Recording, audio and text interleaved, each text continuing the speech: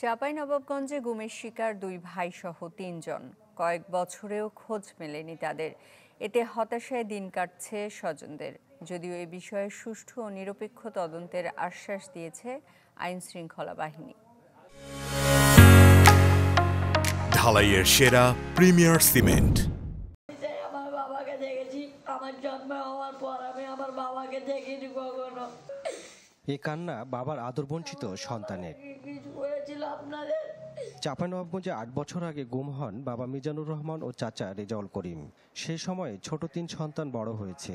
এখনো বাবার ফেরার অপেক্ষায় দিন কাটে তাদের। সবাই বাবা বলে ডাকতে পারে, আমরা বাবা বলে ডাকতে পারি না। সরকারের কাছে আমার আবেদন, আমার বাবাকে যাতে তারা জীবিত অবস্থায় ফিরিয়ে দেয়।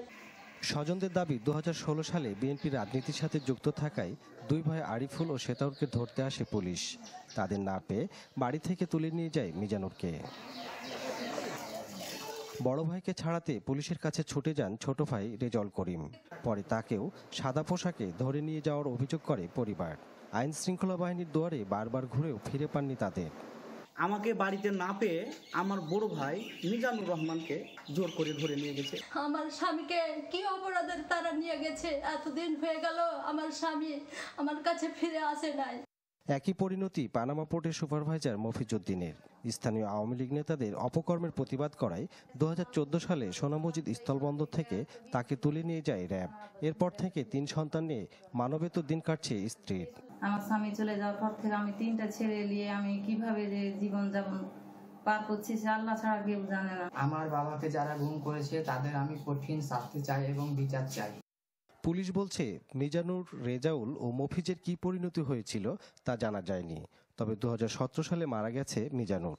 এ বিষয়ে সুষ্ঠু ও নিরপেক্ষ তদন্তের আশ্বাস তাদের। মিজানুর ২০১৭ সালে তিনি নিহত হয়েছেন বলে আইন শৃঙ্খলা রক্ষাকারী বাহিনীর প্রতি জানানো হয়েছে ডিএনএ টেস্টের মাধ্যমে। তাদের লাশ কিন্তু পরিবার পায়নি। প্রকৃত অর্থে কী ঘটেছিল এবং তার যে ভাইটি এখনও নিখোঁজ আছে তিনি কোথায় আছেন আমরা সেটা বের করার চেষ্টা করব। গুমের কয়েক বছর পর শিবগঞ্জ থানা ও আদালতে মামলা দায়ের করেছে পরিবার দুটি। আনোয়ার হোসেন, চ্যানেল 24, চাঁপাইনবাবগঞ্জ।